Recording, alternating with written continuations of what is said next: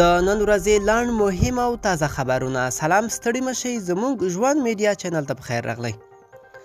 ولسمشر غني وایي سوله موږ ته لومړیتوب لري. نوموړي په یوه تازه مرکه کې ویلي که طالبان د زور له لارې واک ته پر رسیدو ټینګار کوي نو نه یوازې د افغان ځواکونو له مقاومت سره به مخ شي بلکې افغانان به یې هم پر وړاندې ودرېږي. په ننګرهار کې پر فلسطینیانو د اسرائیلو بریدونه وغندل شول. نن ماسپښین د ننګرهار مرکز جلال آباد ښار کې یو شمېر خلکو د لاریون په ترڅ کې پر فلسطینیانو د اسرائیلو بریدونه وغندل او له نړیوالې ټولنې یې وغوښتل چې د فلسطین په وګړو دې د اسرائیلو روان ظلمونه ودروي.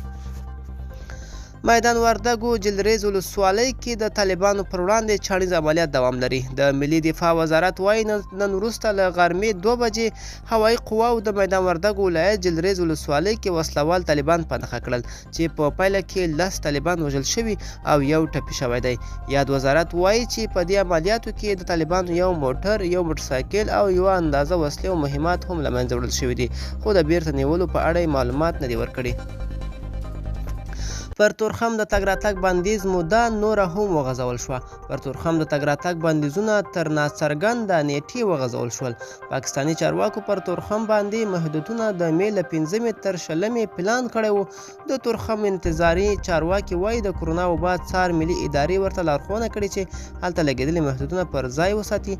پاکستاني چارواکي ویلي په افغانستان کې ایثار پاکستاني وګړي چې په تورخم کې ورنوځي نو د کرونا وایرسو ټیسټ به یې کیږي.